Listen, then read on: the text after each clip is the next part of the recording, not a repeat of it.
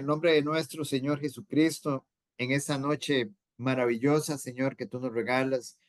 Nos presentamos delante de ti nuevamente, Señor, agradecidos contigo, Señor, por el privilegio, Señor, de poder estar en esta noche juntos, reunidos, Señor, conociendo acerca de ti, Señor, de todo lo que tú eres, Señor, de tu persona, de tu obra, Señor, de todo lo que tú representas para nosotros, Señor. Queremos, amado Señor, en esta noche, Señor, adorarte, alabarte, exaltarte, reconocer tu grandeza, Señor, tu poder, tus maravillas, Señor. Y postrarnos, Señor, ante tu poderosa mano, humillarnos delante de ti, Señor. Queremos en esta noche, Señor amado, también reconocer, Señor, toda bendición, Señor, que tú traes a nuestras vidas, Señor. Gracias, Señor, porque sabemos que proceden de ti, Señor. Te damos las gracias por lo bueno que tú eres, Señor, por lo maravilloso que tú eres, por lo bondadoso que eres, Señor. Y te pedimos, Señor, también esta noche que nos perdones. Reconocemos que te ofendemos, que fallamos delante de un Dios que es infinitamente santo, Señor. Límpianos con tu preciosa sangre, Señor. Que sea tu precioso y santo Espíritu, Señor, llenándonos, Señor, guiándonos en esta noche, Señor, al conocimiento de ti, Señor. Te damos las gracias, amado Señor, y queremos, precioso y amado Señor, también orar por nuestros hermanos, Señor, que no se han podido conectar todavía, Señor, para que tú los traigas con bien, y a los que no se han podido conectar, no se van a poder conectar, que tú los guardes también, los bendigas, Señor. Oramos muy especialmente por todos aquellos hermanos que están atravesando diversas pruebas, Señor, para que tú también los cuides, los bendigas, les suplas, Señor, conforme a tu santa y soberana voluntad, Señor. Te pedimos, amado Señor, que nos libres de hacer algo en nuestros propios medios, que todo sea orado por ti, Señor, y por tu divina gracia. Oramos, Señor, por Antonella, Señor amado, para que tú continúes haciendo esa obra de sanidad, Señor, completándola, Señor, para gloria tuya, Señor. Y gracias, amado Señor, gracias, Señor, gracias, Señor, por lo bueno que tú eres, Señor. Y todo esto te lo pedimos en el nombre precioso de Jesús. Amén y amén. Amén. Muy bien. Don Oscar Nosotros, don sí, sí, Oscar, estuvo señora. muy, muy hermosa, muy buena la prédica de ayer, la enseñanza. Yo la escuché, de hecho la voy a volver a escuchar porque yo me admiro, digo yo, ay Dios mío, pero don Oscar, yo siento que para el tiempo que usted tiene de convertido cristiano, yo, bueno, solo que alguien que se haya sometido bastante al Señor, que un montón de puntos ahí que yo me quedaba, wow, qué tremendo, ¿ah?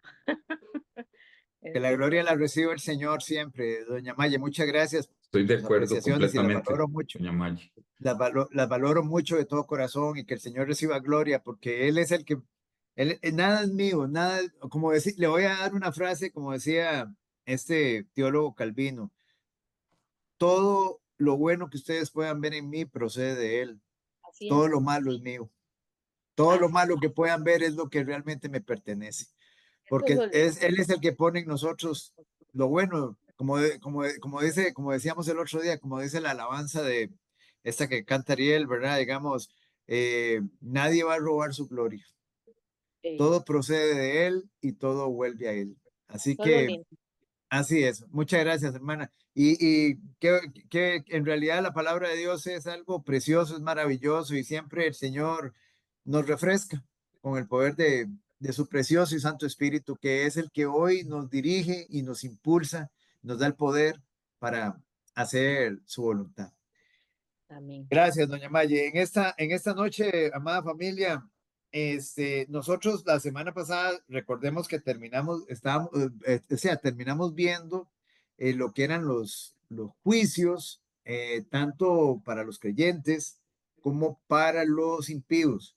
Terminamos viendo, recuérdense, digamos, que había un juicio para los creyentes por obras, no para decidir la salvación ya está decidida para los creyentes, sino para recompensar, ¿verdad?, las obras de los creyentes, o que experimenten pérdida.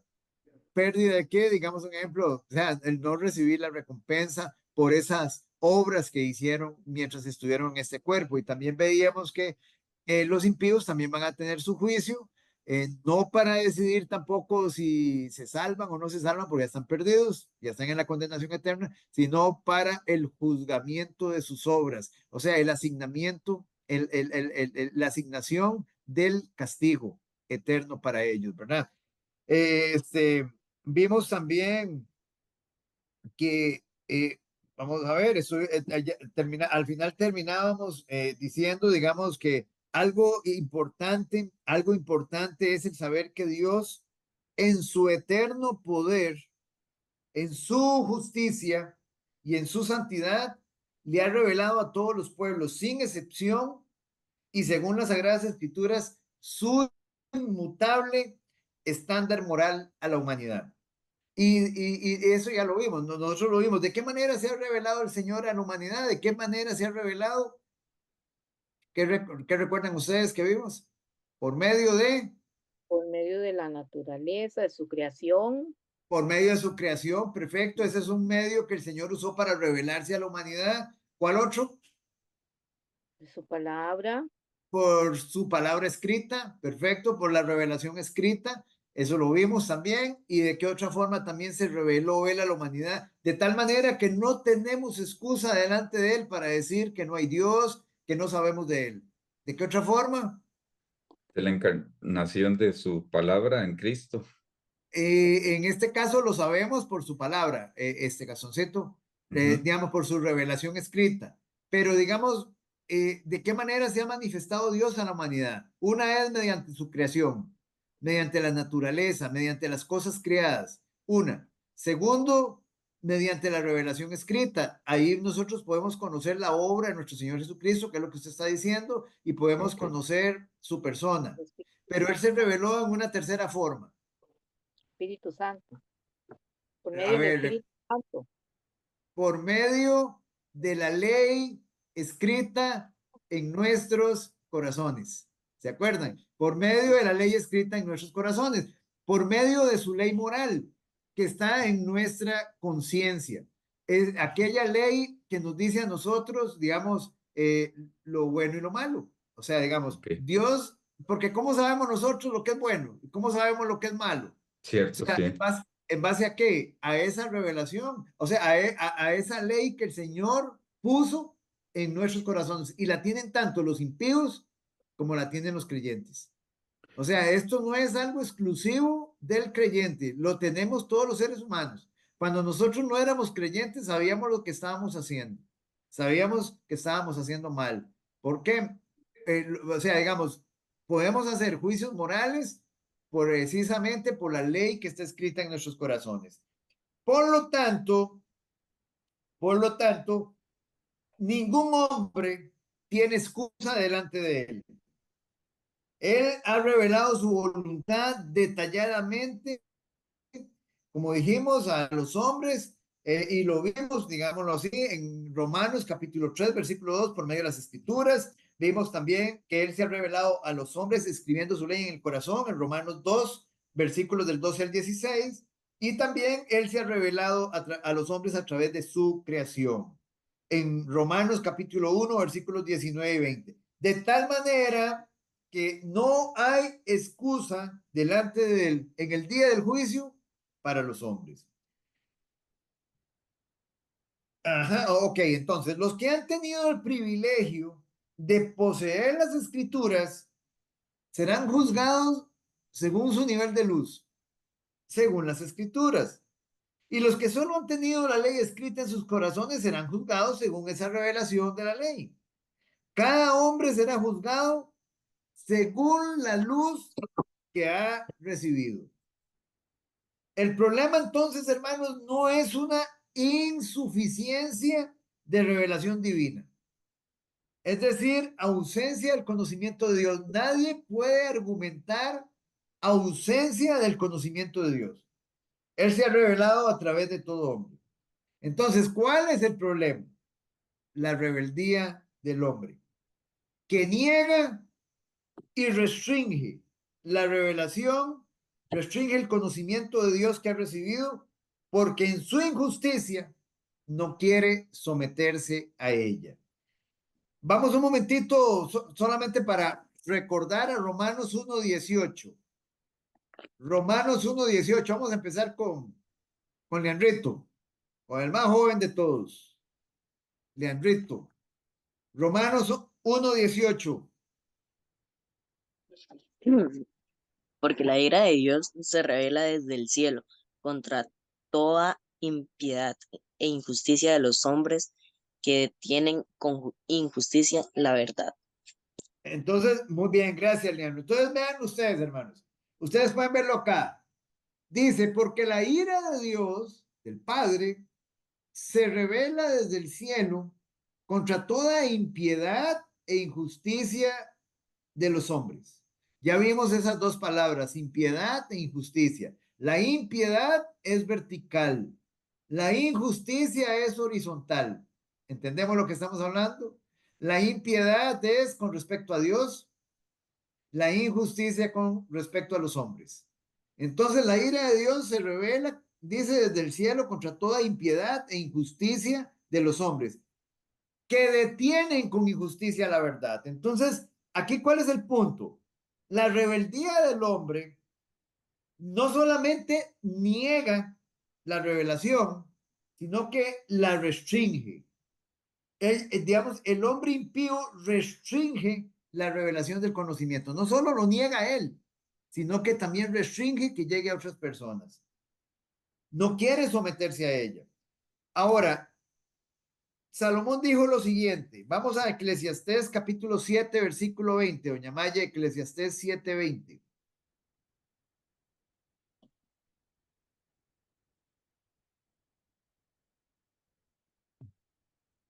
Eclesiastés 7:20. Dice, ciertamente no hay hombre justo en la tierra que haga el bien y nunca peque. Esa es una verdad. Es una verdad absoluta. Es una verdad absoluta y eso es lo que tiene descalificada la humanidad en sus propios medios alcanzar salvación. Ciertamente no hay hombre justo en la tierra que haga el bien y nunca peque. No lo hay, no lo hay. Y esa es una de las razones precisamente esa es la razón principal por la que tuvo que venir Cristo. Si hubiera habido tan solo un hombre, tan solo uno, digámoslo así, ese hombre hubiera sido, digamos, posiblemente el que hubiera hecho el sacrificio. Pero no lo hay, no lo hay, no lo hay, ni uno solo. Entonces, Primera de Reyes 8:46. Don Gastón, Primera de Reyes 8:46. Sí, la estoy buscando. No sé. Ah, ok. ¿Cuál es la cita? Segunda de Reyes. Primera de Reyes 8:46. Ya le voy llegando. 8:46. Ujú. Dice, se me fue muy abajo, un momentito. 16. Si pecaren contra ti, porque no hay hombre que no peque, y estuvieres airado contra ellos y los entregares delante del enemigo para que los cautive y lleve a tierra enemiga, perdón, sean lejos o cerca. Ahí. ¿Qué es la parte que nos interesa de este versículo? Si pecaren Pecaren. contra ti, dice Salomón, porque no hay hombre que no peque. No hay hombre que no peque. Si pecaren contra ti, todos los días pecamos. Todos los días pecamos. No hay hombre que no peque. Algo que dijo Pablo también en Romanos 3:10. Doña Elisa, Romanos 3:10.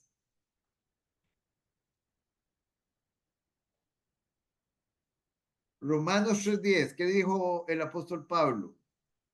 Segundito, 3:10. Dice, como está escrito, no hay justo ni aún uno.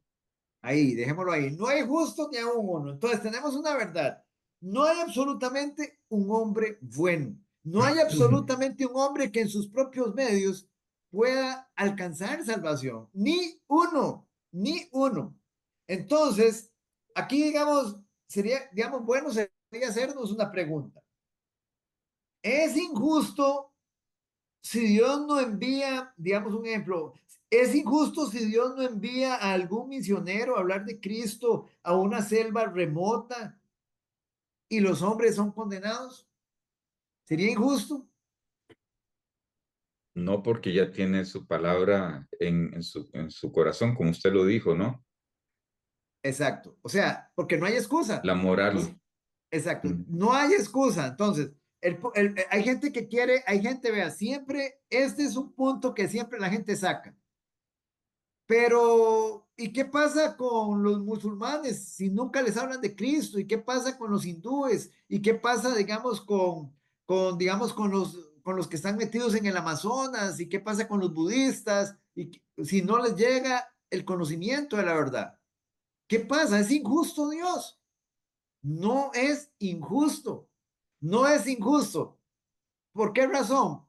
Porque el hombre, toda la humanidad está perdida, está condenada, toda. No hay absolutamente nada de bueno en el hombre. El hombre quedó destituido de la gloria de Dios. Entonces, aquí digamos lo que nosotros tenemos que tener presente es lo siguiente. Si hay tan solo una persona, óigame, una persona dentro de los hindúes o dentro de los budistas, que digamos que esa persona tiene claro, por medio de la revelación que Dios le ha dado, digamos, él tiene claro al Dios verdadero. Dios va a enviar un misionero a sacarlo de ahí y a traerlo a la verdad. Pero si Dios, digámoslo así, no lo hace, es porque no hay ninguno ahí que vaya a creer, digamos, y obedecer al Evangelio de la verdad. Vamos digamos, en esto, vea, vamos a poner ejemplos. Vamos a poner ejemplos porque hay veces esta parte le cuesta entenderla un poco. A mí, digamos, en su momento me costó. Vean ustedes qué interesante. Nuestro Señor Jesucristo, Él vino a los judíos, Él vino a los suyos, Él vino a su pueblo. El pueblo conocía las promesas que Dios le había dado a través del Antiguo Testamento. Jesucristo es el cumplimiento de todas las promesas del Antiguo Testamento que hablaban acerca de él. ¿Y qué pasó? Jesucristo se presentó, nuestro Señor Jesucristo les trajo palabra, les testificó, hizo señales, hizo prodigios, hizo sanaciones como nada, como nadie nunca las había hecho, evidenciando que Él era Dios, que Él es Dios. ¿Y cuál fue el resultado? No creyeron, lo mataron, no creyeron y lo mataron. El próximo domingo, Dios mediante, Pedro va a estar predicando, el domingo, digamos, vamos a ver la predicación de Pedro, predicándole a los judíos. Su primer sermón, ya, digámoslo así, digamos, como iglesia, como iglesia. Pedro predicando el primer sermón. Y van a ver ustedes, lo interesante de esto es, vean la gracia de Dios, vean la gracia de Dios. Habían matado a su hijo, lo habían rechazado. Y el Señor vuelve otra vez a predicarles el Evangelio por medio de los apóstoles, en este caso por medio de Pedro. El Señor derramando su amor y su gracia. ¿Y cuál fue el resultado de eso ahí? Sí, hubo gente que se convirtió. Solo en ese este sermón se convirtieron 3,000 personas. Pero la gran mayoría, o sea, ¿cuántas personas creen que podían haber en ese momento ahí en ese lugar? ¿Cuántas personas creen ustedes que estaban en esa fiesta? Judíos. De casi que Un, todo. casi 1,000,000 de personas. Casi 1,000,000 de personas. Y se convirtieron 3,000 personas. Interesante, ¿verdad? O sea, entonces ellos siguieron predicando y ahí se va, digamos, más adelante se va a ir convirtiendo más gente. Pero 3,000 de 1,000,000, de aproximadamente 1,000,000 de personas que podían haber en esa fiesta. Entonces, ¿a dónde es a lo que yo quiero llegar? O sea, la gran mayoría de las personas va a rechazar a Cristo. Y aunque usted le hable de Cristo, lo van a rechazar. Vean qué interesante. Vayámonos a lo que estábamos hablando ayer en el estudio. La iglesia va a ser raptada. La iglesia, la verdadera iglesia, los verdaderos creyentes se van a ir con Cristo. la verdadera iglesia, porque hay un montón de gente que está en la iglesia que no se van a ir con Cristo, porque son tibios, como hablábamos ayer, porque son religiosos, porque están en prácticas de pecado. No se van a ir en el rap, se van a quedar. Tienen luz y ellos van a experimentar esos 7 años espantosos, pero espantosos, de los juicios de Dios sobre la tierra. Van a experimentarlo. Y como yo les decía ayer, si la gente se asusta con un huracán, digamos como el de ahorita que entró a esta zona de Florida, con las, digámoslo así, las repercusiones que iba a tener y que tuvo, y la gente estaba asustada, digamos, de ver digámoslo así, el poder de la naturaleza actuando. Ahora imagínense con todos estos juicios que vienen durante ese tiempo, que hablábamos ayer y los describíamos ayer. O sea, la gente, digamos un ejemplo, va a ser algo, pero tremendamente espantoso. La iglesia no va a estar. Pero ¿por qué estoy citando esto? Porque durante esos 7 años va a haber gente, unos van a sobrevivir a la tribulación, porque mucha gente va a morir en esos juicios, tanto creyentes, tanto personas que se van a arrepentir durante el tiempo de la tribulación, como personas que no se van a arrepentir. Y va a haber gente que va a llegar hasta el final, terminó la tribulación y hay gente de todas las naciones, impíos y creyentes, que se arrepintieron. Pero es interesante cómo la gente después de ver todo eso y aún a un ángel volando, como dice Apocalipsis en el versículo 14, un ángel volando, anunciando el evangelio eterno a todas las naciones. Aún así, el Señor hizo el juicio de las naciones y mandó a la a una gran cantidad de las personas sobrevivientes de las naciones al infierno. Explíquenme eso. Explíquenme eso. Miren hasta dónde llega la incredulidad de la gente, la incredulidad del ser humano. Entonces, a eso es a lo que vamos. O sea, Dios no es injusto. Es en extremo misericordioso y en extremo lleno de gracia y en extremo lleno de amor. Él no quiere que ningún hombre perezca, sino que todos lleguen al arrepentimiento. Entonces, por eso no tenemos excusa. No va a haber excusa. O sea, durante ese tiempo de la tribulación, Dios se va a revelar y va a revelar sus prodigios, sus señales, su poder, sus juicios, y aún así la gente no se va a arrepentir. La gran mayoría va a ser un remanente fiel. Durante ese tiempo, recuérdense que no solamente van a ser esos juicios de Dios, sino Satanás suelto.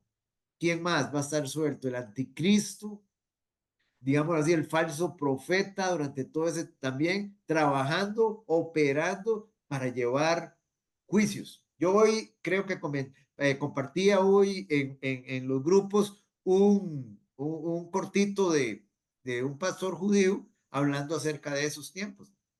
Ahí por si tienen tiempito de Sí. verlo. Entonces, es importante que dejemos en claro entonces que algunas veces por ignorancia escritural, muchas personas tienden a poner en entredicho la justicia de Dios. Toda la humanidad, sin excepción, como estudiaremos más adelante, es el tema que vamos a entrar, está bajo pecado, justamente condenada por Dios desde la caída, desde el pecado de Adán. Dios el Padre se ha revelado a todos los hombres por medio de su creación y de la ley escrita, y aún así se mantienen pecando y rechazando su conocimiento. El resultado es que todos los hombres impíos mantienen su justa condenación a la muerte eterna, al infierno. Pero, ¿cuál es la razón? El rechazo al Padre. El rechazo al Padre. Por lo tanto, no es que esos hombres nunca les llegó el Evangelio de Jesucristo. O sea, ellos, la excusa que dan es que porque no les llegó el Evangelio de Jesucristo, ellos van a ir al infierno, porque no escucharon de Jesús. Pero nadie va al infierno por no haber escuchado de Cristo. van al infierno por desobediencia a Dios y por rechazar la revelación natural de Dios. Ahora, Vamos, sí, señor. perdón, es como pasa aquí en la tierra, o sea, nadie es exento de, vamos a ver, de no hacer cumplir la ley porque diga que no la conoce, ¿verdad? Es lo mismo. Exactamente, exactamente. O sea, vamos a poner, o sea, el asunto es, la gente conoce, vea que es interesante, gente que está en la iglesia, gente que está en la iglesia, lo que hablábamos de los tibios y los religiosos, ellos conocen, ellos tienen luz, pero aún así, ellos no se resisten a la luz, se resisten a la luz. Entonces, es muy interesante, nadie va a ir al infierno, digamos, por no haber escuchado de Cristo. Van al infierno por desobediencia a Dios y por rechazar su revelación natural. Lógicamente, ahorita, hablemoslo así, recuérdese que van a ser juzgados por el nivel de revelación que tienen. Una persona que no, que está metida en una selva, que nunca ha escuchado de Cristo, tiene la revelación natural a través de la creación y tiene la revelación por medio de la ley escrita en su corazón. No tiene excusa. Si esa persona, digamos un ejemplo, sigue adorando al sol, sigue adorando, digamos, al árbol que está ahí, digamos, o sea, o al animal tal, como lo hacen digamos, por ejemplo, en la India, que tienen cantidad de dioses, al ratón, a la rata, a la vaca, a todo, cada animalito eso, a insectos, es un dios para ellos, es un dios para ellos. Si ellos siguen en eso, teniendo la revelación natural y teniendo, no, o sea, sin siquiera que tengan la escritural, que tengan la revelación natural de Dios y que tengan la ley escrita en sus corazones, tienen suficiente para ser condenados. Y Dios no les va a mandar un misionero porque ellos no quieren, ellos no van a salir de ahí. A menos que haya alguien ahí que acepte la revelación natural de la creación y que Dios se revele por medio de la ley escrita en su corazón, Dios envía a alguien para sacarlo de ahí, espiritualmente hablando, y lo saca, manda un misionero, y lo saca y le presenta el Evangelio, le presenta a Cristo. Entonces es muy importante que nosotros tengamos eso presente. Dios no es injusto, es infinitamente justo. Y Él digámoslo así, Él en ningún momento, digámoslo así, es injusto si Él no manda a alguien a un lugar donde sabe que posiblemente nadie se va a convertir. Hay muchos lugares donde se sabe que nadie se va a convertir. Dios no va a mandar a alguien. Y sin embargo, hay gente que ha ido ahí, solamente para Dios demostrar que se mandó y aún así los mataron, los rechazaron. Ahora, por otro lado, Dios en su eterno amor, en su gran misericordia y gracia, Él envió a toda la humanidad hace poco más de 2000 años a su Hijo unigénito, a morir por nuestros pecados, a morir en nuestro lugar como una oferta de salvación a todos los hombres, que por fe ponen su confianza en Él. Y el Señor los envía, o sea, el Señor lo envía también para que nosotros creamos y nos arrepintamos de nuestros pecados. Sin embargo, es notable que aún con ese preciosísimo regalo de Dios, la gran parte, como veníamos hablando, la gran parte de la humanidad rechaza la oferta de salvación de Dios. Ahora, ¿por qué razón la gente rechaza esa oferta? Y la respuesta la tenemos en el capítulo 3, versículo 19 de Juan. Y vamos a ir ahí. Capítulo 3, versículo 19 de Juan. Eh, Tal vez no lo lee doña Evelyn. Buenas noches. Buenas noches, ¿cómo están? Que el Señor le bendiga, doña Evelyn. Bienvenida. Igual para ustedes. Sí, Juan 3:19. sí, señora. Esta es la razón por la que gran parte de la humanidad rechaza la oferta de salvación. Y esta es la condenación, que la luz vino al mundo y los hombres amaron más las tinieblas que la luz, porque sus obras eran malas. Ahí tienen la respuesta.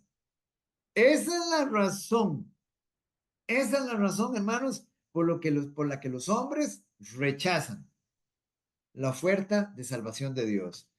Y esta es la condenación, que la luz vino al mundo. ¿Quién es la luz del mundo?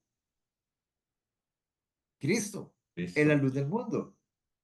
Juan capítulo 8, versículo 12 nos dice que Jesús es la luz del mundo. Él es la luz del mundo. Dice, y los hombres, vean qué interesante lo que dice aquí, y los hombres, vea la palabra que usa ahí, amaron, amaron. ¿De quién depende? ¿De quién depende entonces? Vean ustedes el libre albedrío, la libre capacidad de elegir.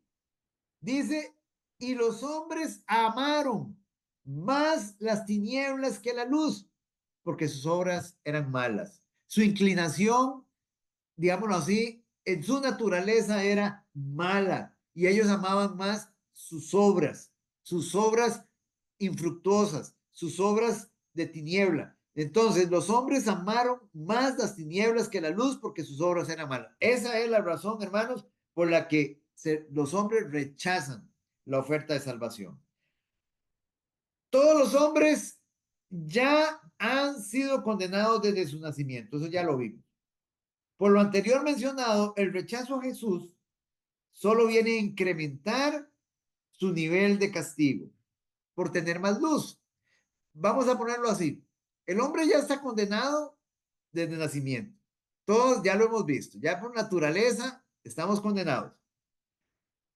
Cuando a esa persona se le presenta el evangelio y lo rechaza, lo único que está haciendo es incrementar su castigo. Incrementar el castigo porque ahora tiene mayor luz. Pero la justicia de nuestro Señor se mantiene intacta. Entonces es muy importante que nosotros sepamos eso. O sea, Dios no está obligado, digámoslo así, a traernos un misionero y que nos presente a Cristo. Él ya nos ha presentado a nosotros esas tres maneras de cómo Él se revela a la humanidad. Por eso dice el apóstol Pablo que no tenemos excusa. Todos hemos quedado bajo el juicio de Dios. Muy bien, entonces, eso no es un motivo por el cual nosotros dejemos de proclamar las buenas nuevas, porque es una obediencia al mandato del Señor. Es digamos, el mandamiento de la gran comisión, ¿verdad? Muy bien, ¿alguna duda hasta acá? ¿Alguna dudita? Vamos a pasar a otro atributo. ¿Está clarito entonces? ¿Queda claro? Entonces, hermanos, esto es muy importante. El hecho de que siempre esa inquietud, esa incertidumbre que nosotros tenemos, ¿qué pasa con aquellos a los que nunca les han hablado de Cristo? Bueno, Él es, y a ese atributo es al que vamos. Él es soberano, Él es omnisciente, Él conoce el corazón de esas personas. Dios no hace acepción de personas. ¿Qué quiere decir eso? Que Dios no es que tiene preferencias unos por otros. Un atributo de Dios es que Él no hace acepción de personas. Él no hace diferencias como nosotros. Entonces, si Dios no manda ya a predicar el evangelio, no lo manda a uno, no manda a un misionero, es porque ahí no hay nadie que se vaya a convertir. Y Él ya conoce el corazón de ellos desde antes de la fundación del mundo. Entonces, Él no es injusto, porque aunque Él mande a alguien, no se van a convertir. Entendemos esa parte. Aunque Él mande a alguien, que era lo que hablábamos ahora de los judíos. Vean ustedes los judíos en esta predicación del apóstol Pedro, que es la que viene, ¿verdad? De acuerdo al estudio de los hechos, y es la primera predicación de la iglesia, se convirtieron 3,000 personas. Y uno dice, uy, sí, y claro que ve el poder de Dios, convirtiendo 3,000 personas en un solo sermón. Claro, ahí usted ve el poder de Dios. Pero ¿cuántas personas habían en ese tiempo en la fiesta? Esa es la pregunta. ¿Cuántas personas? Y ustedes ahí se van a dar cuenta siempre que es un remanente fiel. Es un remanente fiel el que va a ser salvo. 3,000 personas de aproximadamente 1 millón que pudieron haber estado en Jerusalén en esa fiesta. Era lo que aproximadamente se calculaba de personas, normalmente en las fiestas importantes, la de la Pascua, la de los tabernáculos y y en este caso la de Pentecostés. Dios es soberano. Ese es el próximo atributo. ¿Qué significa que Dios es soberano? Él hace lo que quiere. Él hace lo que quiere en el cielo y en la tierra. Es muy importante.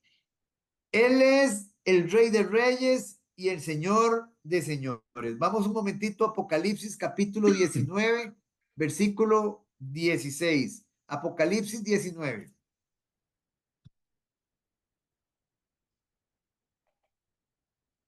Este es el punto, o sea, este es uno de los más grandes atributos. ¿Cuál es el problema del hombre? El hombre caído. El hombre se cree soberano. Él es su propio Dios. Él hace lo que él quiere hacer. En cambio, digamos, por ejemplo, el creyente, él sabe que él tiene un Dios, un único Dios, un único y verdadero Dios, soberano, que gobierna su vida y se somete a su gobierno. En cambio, cuando nosotros no hacemos la voluntad de Dios, nosotros estamos en contra del gobierno de Dios, en contra de la soberana voluntad de Dios. Capítulo 19, versículo 16. Doña Maye.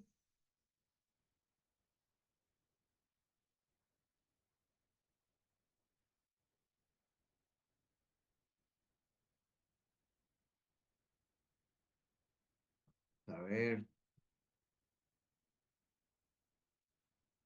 Oscar, cualquier cosa yo lo tengo. Ajá. Ok.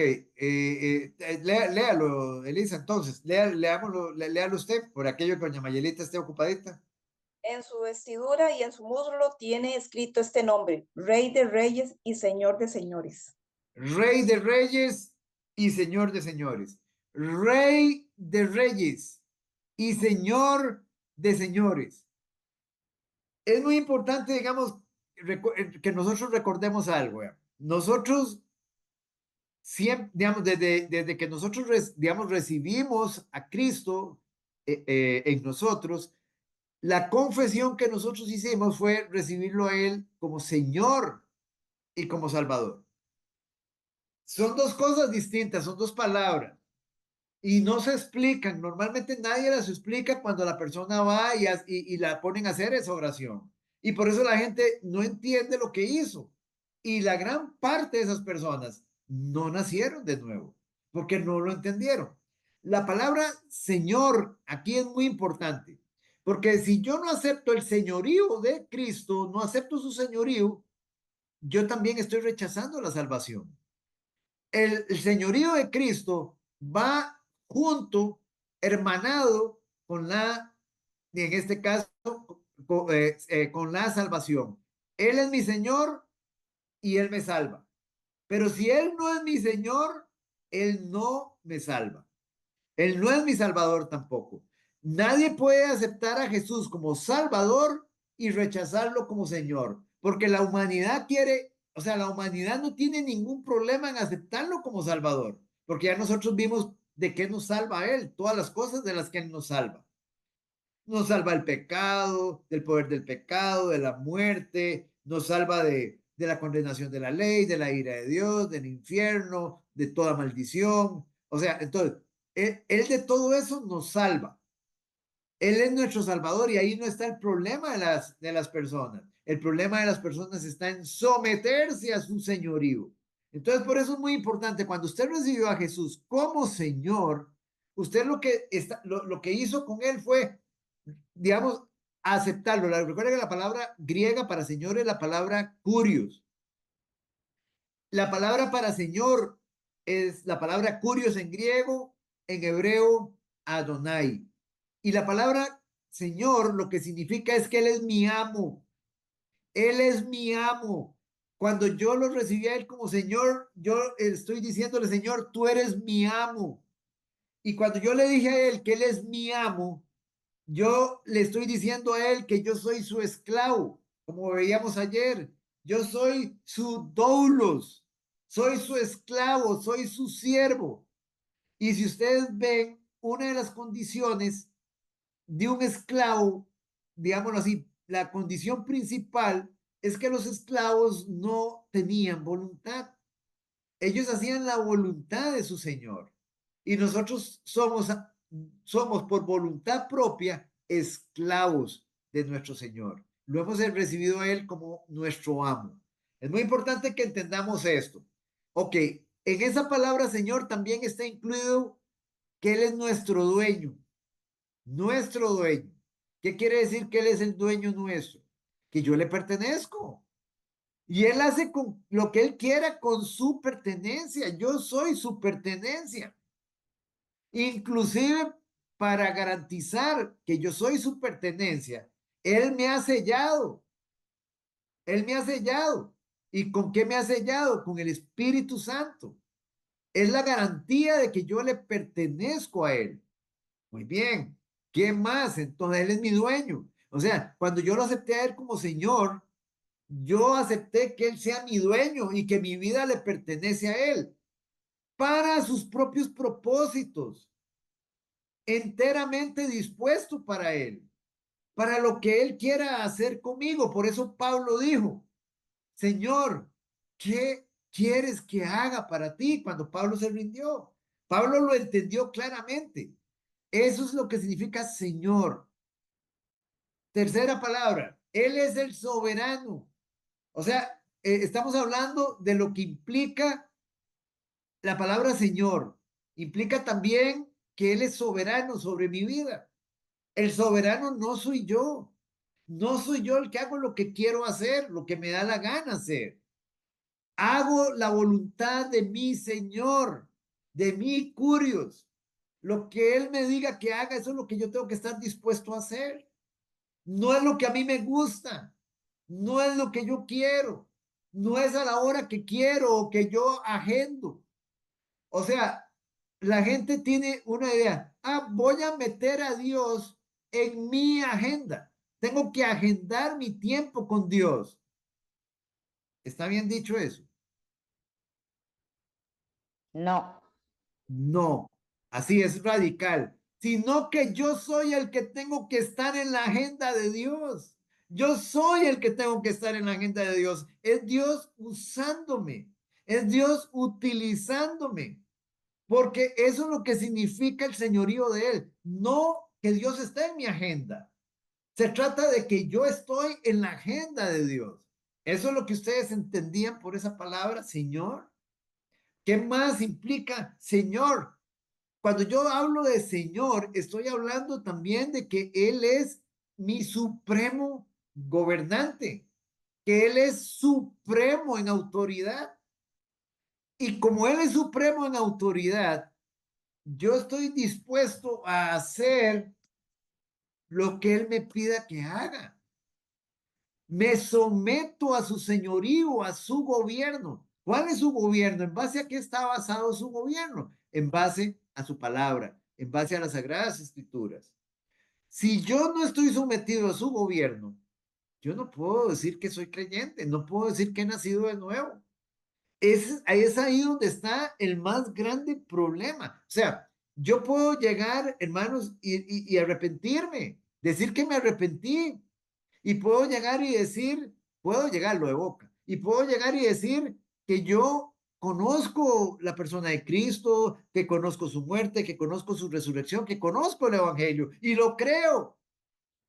Pero si yo no me someto, cuando yo digo, te recibo como Señor y Salvador, si yo no me estoy sometiendo a que Él es mi amo, a que Él es mi dueño, a que Él es el soberano, a que Él es el Dios omnipotente, a que Él es supremo en autoridad, si yo no me estoy sometiendo a su señorío, no ha pasado nada en mí, no ha pasado nada.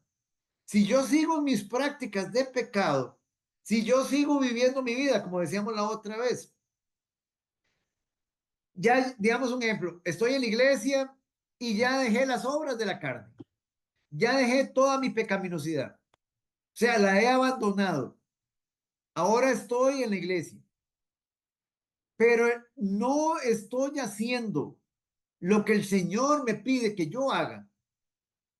Tampoco ha pasado nada, hermanos. Porque no se trata solamente de dejar lo malo, sino que lo bueno que yo tengo que hacer ahora, hacerlo.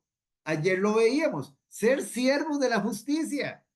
Siervos de la justicia. ¿Qué significa eso? Siervos de Dios, esclavos de Dios a voluntad. Hago su voluntad. Ahí es donde está, hermano. Vea, ustedes ven en las iglesias que hay mucha gente frustrada, en muchas iglesias, muchas congregaciones, frustrada, personas derrotadas todavía y no saben por qué, y desanimados y deprimidos y angustiados y sin gozo. Y digamos, y ellos no encuentran el por qué. Pero tiene que ver mucho precisamente con esa rendición total a su Señor. Vamos a poner un caso. Nosotros decimos que confiamos en Él, pero cuando estamos en una adversidad, nos derriba el temor, nos derriba la ansiedad, nos derriba el afán. Tenemos que confiar en Él. Usted le ha entregado su vida a Él completamente. Y Él lo que está permitiendo, Él lo sabe. Él no está siendo sorprendido en lo que le está pasando a usted. Sea cual sea la situación. Él lo sabe todo. Él está permitiendo esa circunstancia en su vida. Usted solamente dice, Señor, eh, esto es fuerte para mí, me fortalezco en el poder de tu fuerza, Señor, ayúdame a pasar, Señor, la prueba, Señor, nada más. Quiero adorarte, quiero alabarte por todo lo que tú eres. Sé que esta situación que tú estás permitiendo en mi vida, tú te vas a glorificar. Oh Señor, solamente lléname de esa paz que sobrepasa todo entendimiento. Pero estoy aceptando la voluntad de Dios y estoy confiando absolutamente en Él. De eso se trata la soberanía de Dios. Por eso vean lo que aquí en el pasaje que leíamos dice, en su vestidura y en su muslo tiene escrito este nombre, Rey de Reyes y Señor de Señores. Ahora sí entendemos lo que significa la palabra Señor. Entonces ya no tenemos excusa para no entender lo que yo hice cuando yo nací de nuevo. Recibí a Jesús como Señor y como mi Salvador. Si Él es Señor y yo lo estoy recibiendo en toda la dimensión de su palabra, entonces Él me salva. Entonces Él es mi Salvador. Pero si yo solo quiero la parte bonita de que Él me salve, pero no acepto su señorío, no ha pasado nada. No ha sucedido nada, hermanos. Solamente somos religiosos, sabemos, tenemos conocimiento, nada más, pero no ha sucedido nada en nosotros. ¿Está claro esa parte, familia? Salmo 46:10. Vamos al Salmo 46:10, Leandro.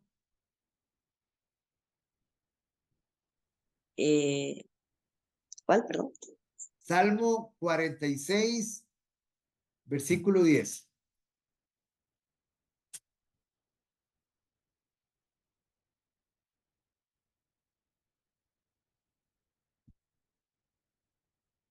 Un toquecito, es que no lo encuentro. Eh,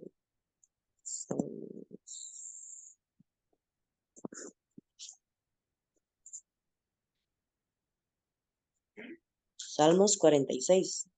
Sí, Salmo 46, versículo 10. Ok.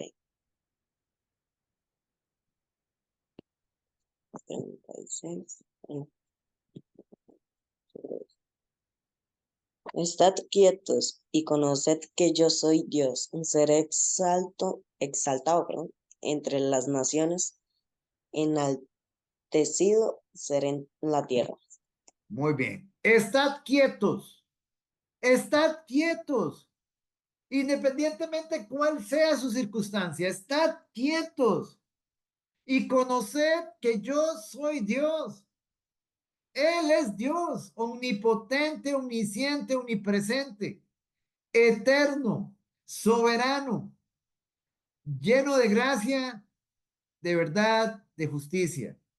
Entonces, ¿cuál es el punto acá? Sea cual sea mi situación, En esto fallaron mucho los judíos en el Antiguo Testamento. Ustedes pueden ver, por ejemplo, digamos, muchísimos pasajes, digamos, donde ellos dudaban de la palabra de Dios, dudaban de lo que Dios estaba permitiendo en ellos. Siempre que estaban atravesando una prueba, ellos dudaban del Dios. Acuérdense, Moisés subió a la montaña y porque se retardó de una vez a hacer un becerro de oro. O sea, el pueblo de Israel siempre dudó, siempre quiso ayudarle a Dios. Ellos lo hicieron, ellos creían que lo hacían con una buena intención, pero era por falta de confianza. Ellos hicieron el becerro porque ellos tuvieron más confianza en algo que pudieran estar viendo que en algo que no estaban viendo. Entonces, es confiar absolutamente en ese que hemos traído a nuestras vidas como Señor. Job 42:2. Job 42:2. Don Gastón.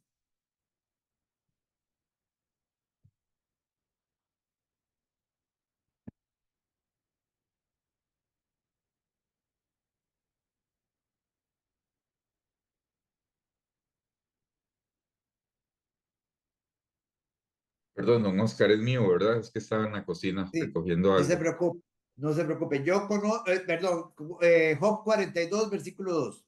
Ok, 42:2 dice, yo conozco que todo lo puedes y que no hay pensamiento que se esconda de ti. Yo conozco que todo lo puedes y no hay pensamiento que se esconda de ti. Dos atributos juntos. Yo conozco que todo lo puedes, la omnipotencia de Dios, y que no hay pensamiento que se esconda de ti, la omnisciencia de Dios. Él todo lo puede, él hace lo que quiere y cuando quiere y donde quiere. Isaías capítulo 14.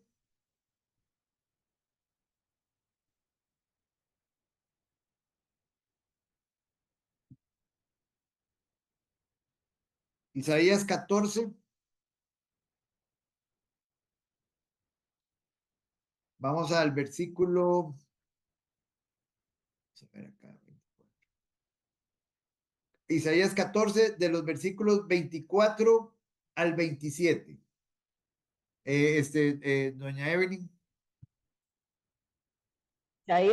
¿Cuál?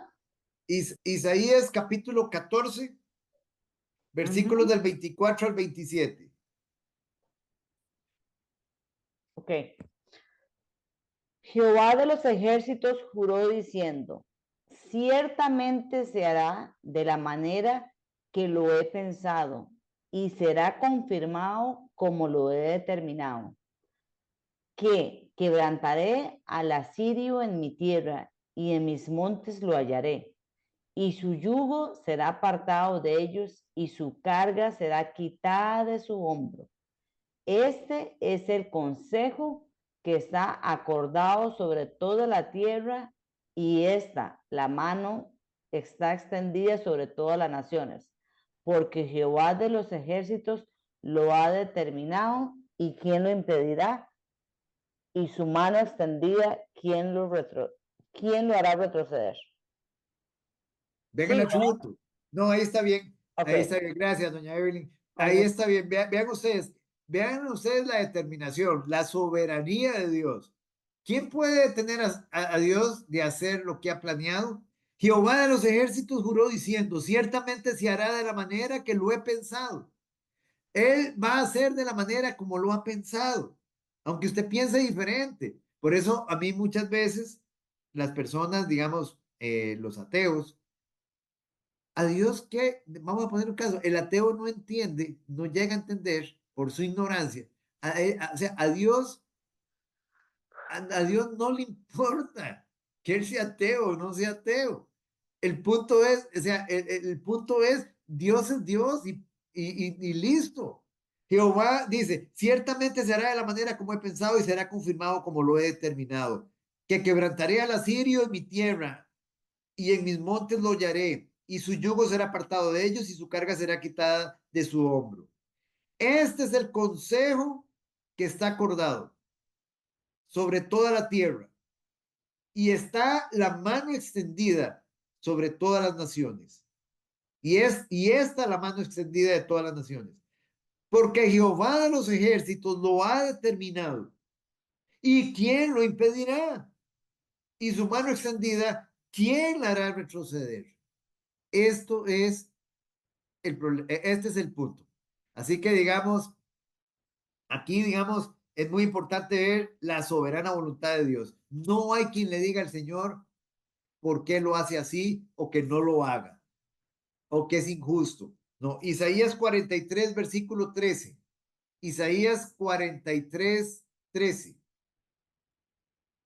Isaías 43, 13. Vamos con doña Elisa.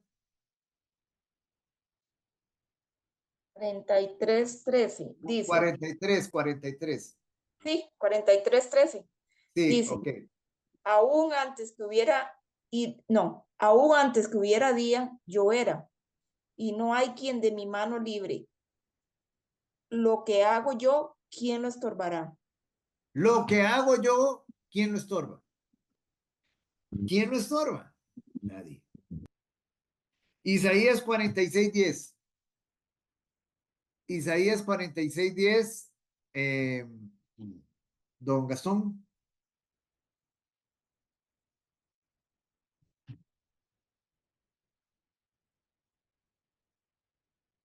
Leamos desde Sí, el señor. 9. 9 y 10. 9 y 10. 9 y 10. Dice, acordaos de las cosas pasadas desde los tiempos antiguos, porque yo soy Dios y no hay otro Dios, y nada hay semejante a mí,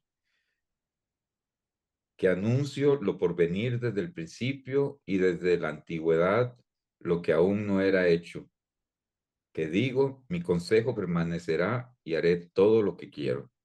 Mi consejo permanecerá y haré todo lo que yo quiero. La Soberano. soberana voluntad de Dios. Esa es la soberanía de Dios. Ustedes pueden ver en Daniel 4:35, también Leandro, Daniel 4:35. Daniel 4:35.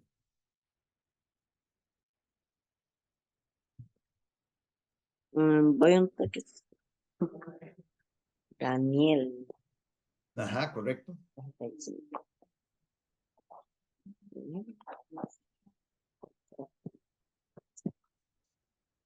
La soberanía de Dios es el atributo, uno de los atributos más preciosos que tiene el Señor y es en el que más, digamos, una vez que usted lo entiende, que el Señor se lo revela, usted descansa en ese atributo. Usted descansa. Ahora les voy a dar una frasecita muy bonita que tenía Charles Spurgeon acerca de lo que es la soberanía de Dios. ¿Qué dice el versículo 35? Dice, todos los habitantes de la tierra son considerados como nada, y él hace según su voluntad en el ejército del cielo y en los habitantes de la tierra. Y no hay quien detenga su mano y le diga, ¿qué haces? Muy bien. Ahí lo tienen, hermanos. Ahí lo tienen. Clarito. Él hace su voluntad en el ejército del cielo y en los habitantes de la tierra y no hay quien detenga su mano y le diga, ¿qué haces? Salmo 135, 6. Salmo 135, 6.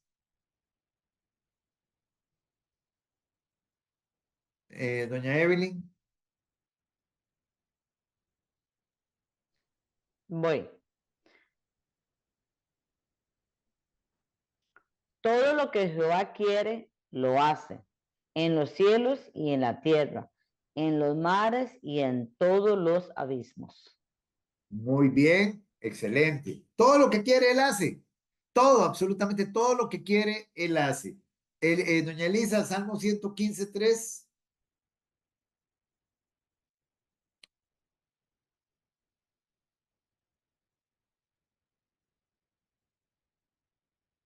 Te digo, 115:3 dice, nuestro Dios está en los cielos, todo lo que quiso ha hecho.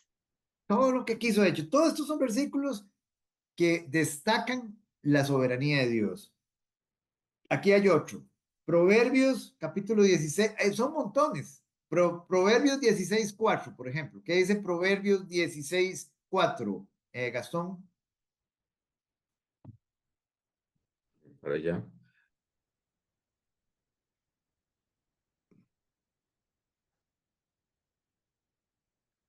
Proverbios 16:4. Dice, todas las cosas ha hecho Jehová para sí mismo, y aún al impío para el día malo. Todas las cosas ha hecho Jehová para sí mismo, y aún al impío para el día malo. Es interesante. Y aún al impío para el día malo.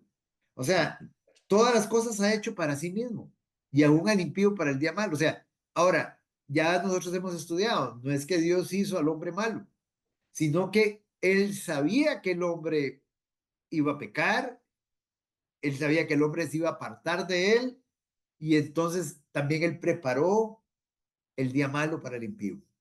Ya lo tiene preparado, ya el Señor lo tiene preparado en su santa y soberana voluntad. Entonces, este es el atributo de la soberanía de Dios. Charles Spurgeon decía que la soberanía de Dios era la almohada sobre la cual descansa su alma.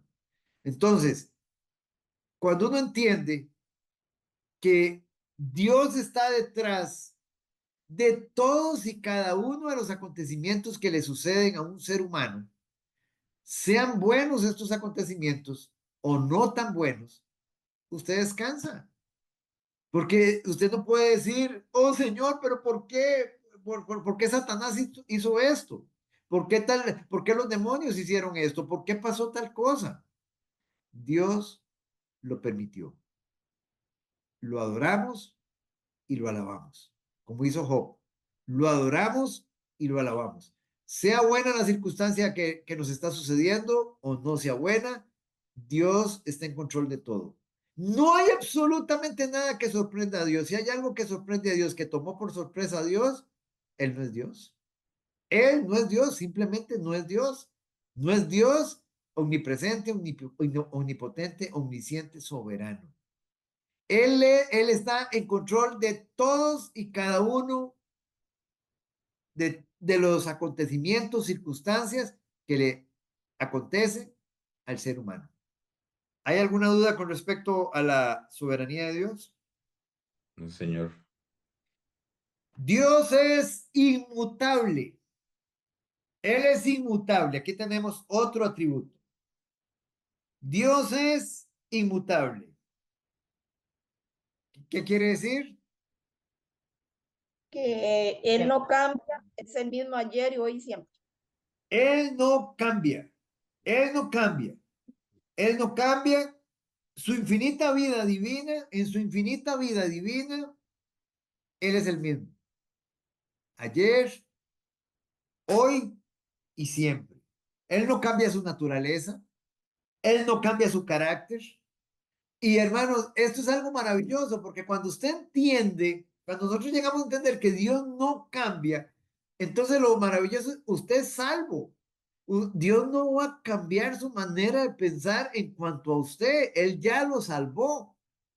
Digamos, cuando las promesas de Dios, digamos, Él no las va a cambiar. Él no es como nosotros, como los seres humanos que somos cambiantes. Él es inmutable. Números 23:19. Vamos a Números 23:19, Leandro. Números 23:19.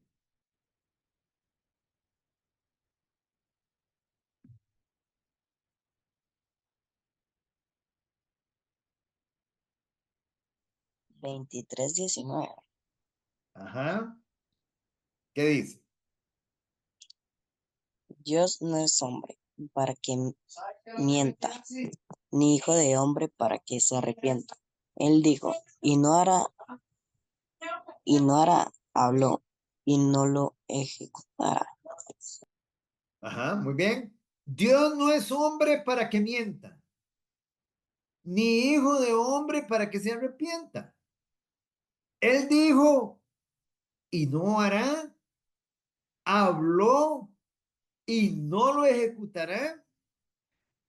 Y esto es con toda su palabra. Nosotros ayer veíamos la profecía de Joel. ¿Ustedes creen que Dios va a cambiar algo de esa profecía para lo que viene? ¿Ustedes creen que en ese tiempo de la tribulación el sol no se va a oscurecer o que la luna no se va a enrojecer? ¿Ustedes creen que Dios va a cambiar eso, que ya está escrito? No, porque Él es inmutable. Ya lo dijo Sí, usted. Gastón. Ah, no, perdón, que estaba pensando en voz alta, perdón, que si él ya lo dijo, así va a ser. Así va a ser. Así va a ser como todo lo que ha sucedido. Él por eso nos advierte. Miren qué interesante. Nosotros ayer estudiamos la profecía de Joel, por ejemplo. La profecía de Joel, digámoslo así, se está enseñando a la iglesia del Señor, a su pueblo. Todavía dentro de la iglesia, como hemos dicho, hay personas que están titubeando. Hay personas que están todavía, digamos que no están ni aquí ni allá. Personas que no son ni calientes ni frías todavía. Ese mensaje, por ejemplo, las profecías o todo lo que el Señor nos habla, es para todos, es para todos. Y el Señor previamente les está advirtiendo, nos está advirtiendo a todos. Miren, vienen estos acontecimientos. Vea, el Señor nos dice, estamos en los postreros días. Los postreros días empezaron desde el momento que el Señor vino por primera vez. Y van a terminar en el momento que el Señor venga por segunda vez. Estamos en el tiempo de los postreros días, en el tiempo de la iglesia. Ya llevamos casi 2000 años. El Señor dice, yo en cualquier momento vengo por mi iglesia. En cualquier momento yo me llevo mi iglesia y Él se va a llevar a todos aquellos creyentes fieles, verdaderos, que están viviendo conforme a su voluntad. Se han arrepentido, han creído y están sometidos a su señorío. Son siervos de Él, están sirviéndole a Él, están haciendo su voluntad. Pero va a dejar a una gran parte de la iglesia. Y esto es lo fuerte, hermanos, es duro. Pero Él va a dejar a una gran cantidad de personas porque no quieren arrepentirse. No quieren arrepentirse porque no quieren rendirse a su señorío. Entonces el Señor en su amor y en su gracia Él les dice, vean, esto es lo que viene. No tienen por qué pasar por ahí. No tienen por qué pasar. Vienen 7 años espantosos que faltan por cumplirse de la profecía de Daniel. 7 años. En la profecía de Daniel falta una semana a cumplirse, que equivale a 7 días, que equivalen a 7 años. Y son los 7 años de tribulación, una vez que la iglesia sale. Y vienen todos esos juicios de Dios, terribles y espantosos. No tiene por qué pasar por ahí. Ese es el amor de Dios. Ahora, todo eso que Él dice, eso va a suceder. Y Él, en su amor, nos advierte. Entonces, vamos a Tito capítulo 1, versículo 2. Él es inmutable. Y como Él es inmutable, Él no cambia. Y como Él no cambia, todo lo que está escrito se va a cumplir al pie de la letra. Al pie de la letra. Ustedes conocen que dice que ni una tilde, ni una jota, digámoslo así, nada se va a dejar de cumplir. Ahora vamos a ir a ese pasaje. Vamos a Tito capítulo 1, versículo 2. Tito 1, 2. Si quieres lo leo, yo lo tengo en Oscar. Léalo, Gastón, por favor. Dice, en la esperanza de la vida eterna, la cual Dios, que no miente, prometió desde antes del principio de los siglos. Ajá. Ok. Entonces, Tito 1, 2. No. Tito 1, 2. ¿Sí? Esa no es. No vuelva, no, ese no es Tito 1, 2, no es ese. Ah, Ajá. perdón. Sí, no, Sí, permítame un segundito. Es que estaba buscando el otro pasaje. Permítame, disculpe. Ok, Gastón, disculpe. no hay problema. Sí, vamos a ver acá. Tito. A ver si fui yo que me equivoqué.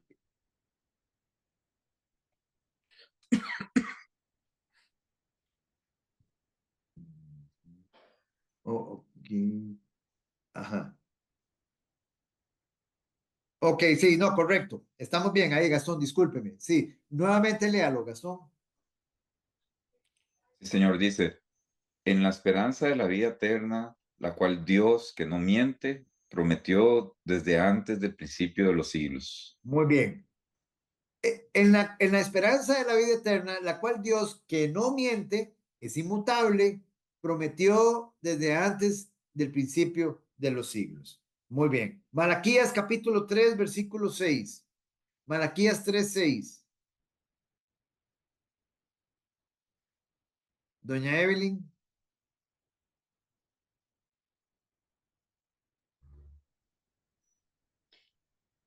Porque yo Jehová no cambio. Por esto, hijos de Jacob, no habéis sido consumidos. Muy bien.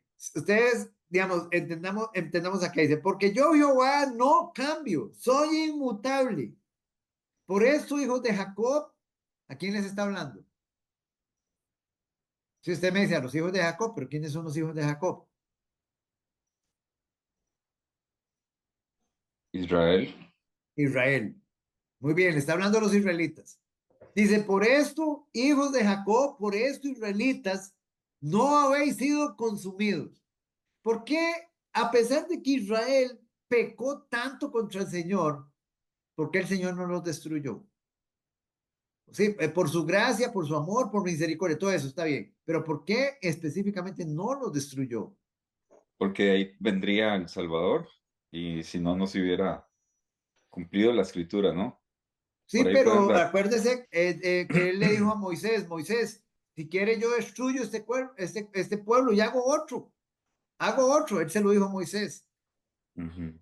Él no destruye a Israel, él no destruye a Israel porque habían promesas de Dios previas y él es inmutable y él no las iba a dejar de cumplir. Él dice que mientras que exista el sol y la luna, la noche y el día, es una evidencia de que él va a cumplir sus promesas con Israel. La fidelidad de Dios. Él es inmutable, él no cambia. Entonces es muy importante que nosotros entendamos. Es por eso que no han sido consumidos. O sea, Israel tenía todos los números comprados para ser consumida por Dios, para ser destruida por Dios, pero no lo hizo por sus promesas dadas a los patriarcas, a Abraham, a Jacob, a Isaac, digamos, por sus promesas dadas a todos estos hombres del pasado, a David, digamos, esa es la razón por la cual Dios no consumió a Israel, por sus promesas, por su inmutabilidad. Entonces, vamos un momentito a Mateo al capítulo 5. Mateo capítulo 5. Doña Elisa, Mateo capítulo 5, vamos a leer versículos 18, el versículo, vaya, vamos a ver, el capítulo de Mateo 5.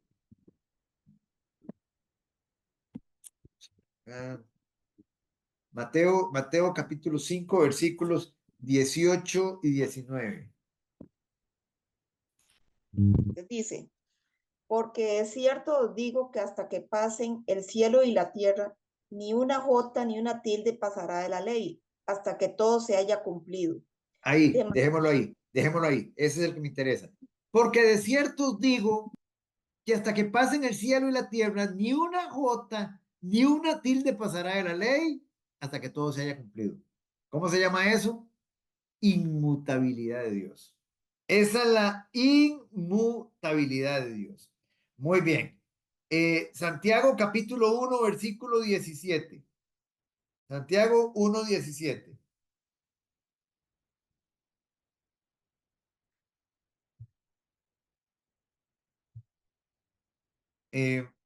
Vamos con Leandro.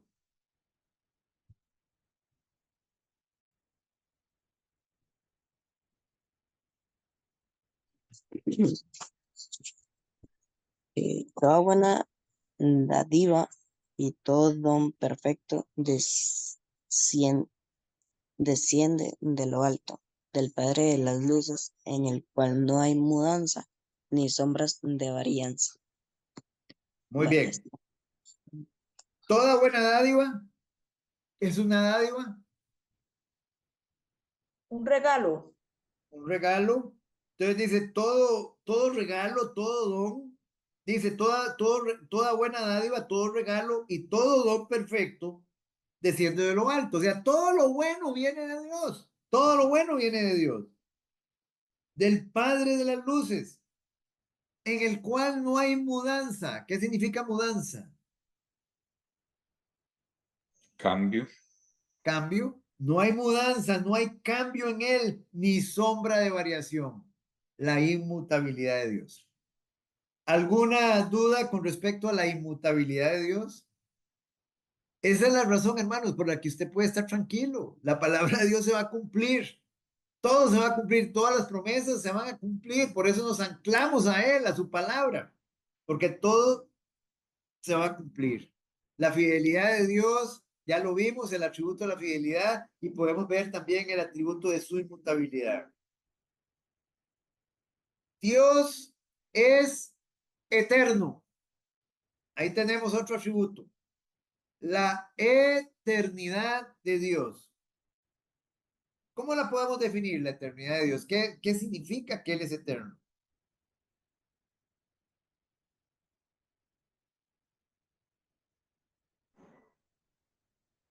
Y hay Que nunca, ¿Perdón,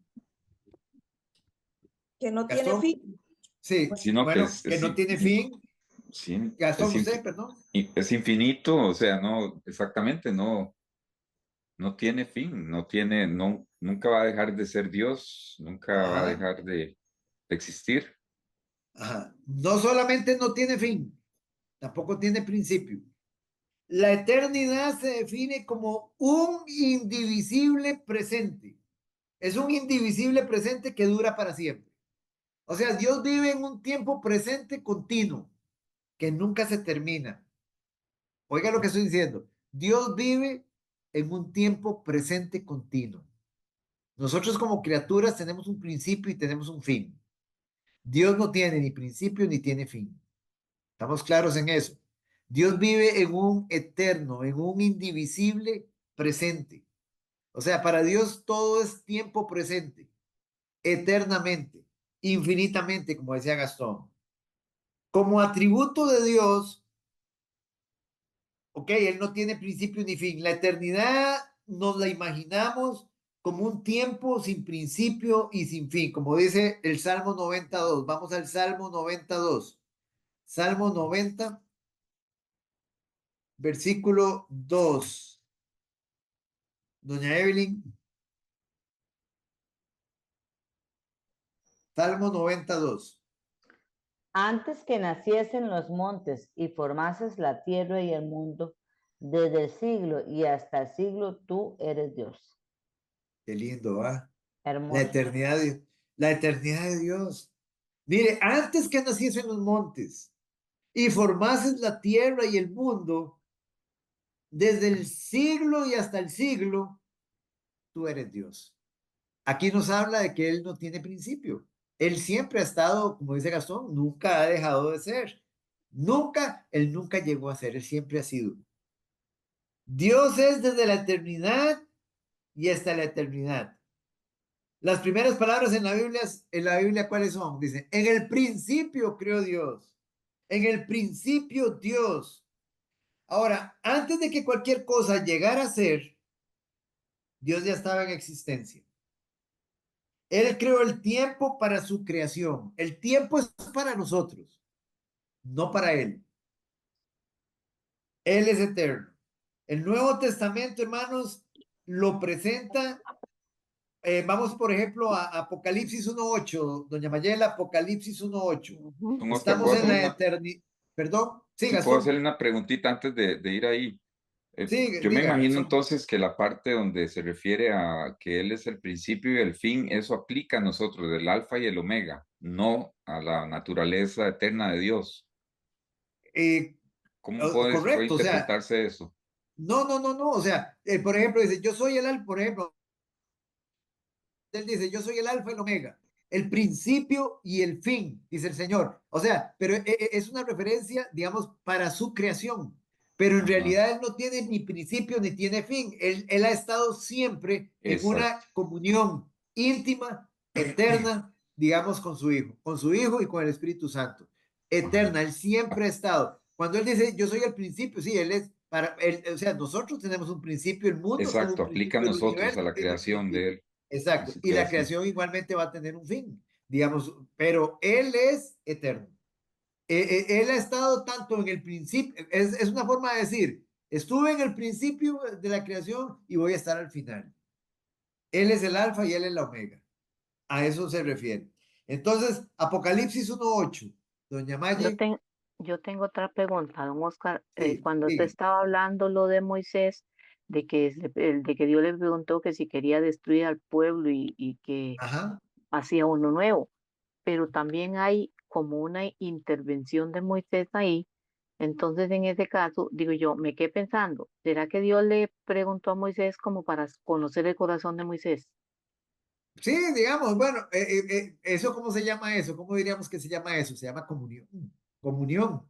Dios tenía una, digamos, Dios tuvo con Moisés una comunión y casi que podríamos decir que casi que cara a cara, cara a cara. O sea, Moisés estuvo cara a cara con el Señor, Sí. digámoslo así, digamos, cuando él recibió los mandamientos, por ejemplo, en el Sinaí, cuando él le dijo que se revelara, que le revelara, le revelara su gloria. Entonces, digamos, en el caso de Moisés, específicamente, digamos acá, cuando él, fue una manera como dice doña Maya, o sea, de tener comunión con él, pero vamos a poner un caso, no que la criatura decidiera, pero sí, digamos, de alguna forma también revela el corazón de Moisés. Como también, digamos, hay un pasaje que es muy parecido, digamos, porque usted misma dice ahí, usted se da cuenta que ahí, digamos, Moisés llega y él implora por su pueblo y él le dice que no lo destruya. Dice, si quieres, bórrame a mí. Eso está en el capítulo 33 de Éxodo. Si quieres, Ujú. bórrame a mí, dice, de tu libro. Ahora, ¿es posible que Dios borrara a Moisés de su libro? ¿Era posible? Estamos hablando del libro de la vida. ¿Es posible que Dios lo borrara? No. No, es una imposibilidad. Por eso Dios, y por eso Moisés pide eso, pero él está pidiendo un imposible, porque la salvación no se pierde. Es como cuando Pablo dice en Romanos, creo que si no me equivoco creo que me parece que es en Romanos 10, Pablo le dice, ¿cuánto deseara yo ser anatema con tal de que mis hermanos judíos se salven? O sea, Pablo dice, yo estoy dispuesto, si tú quieres, envíame al infierno, pero con tal de que mi nación se salve.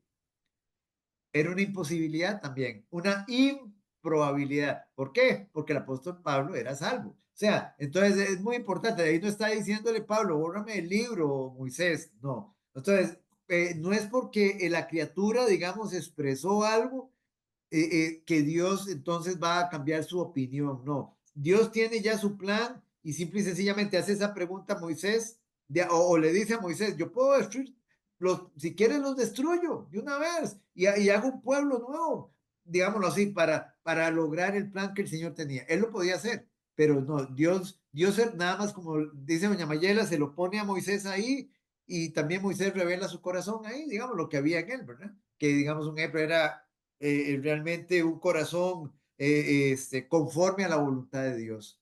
Un corazón, digamos, como el de David. Ujú, ujú. Ok, entonces Apocalipsis 1:8.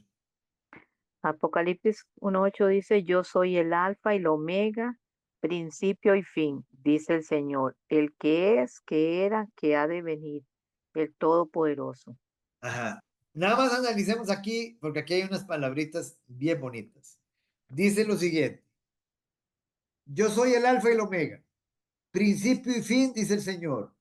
El que es, tiempo presente. El que era, tiempo pasado. Y que ha de venir. Y está hablando específicamente de Jesucristo, está hablando de la eternidad de nuestro Señor Jesucristo. ¿Lo notan, hermanos? El que es, tiempo presente, el que era, tiempo pasado, y el que ha de venir. Ahí está, digámoslo así, en este pasaje, la eternidad descomponiéndose en 3 tiempos. En Hebreos capítulo 13, versículo 8.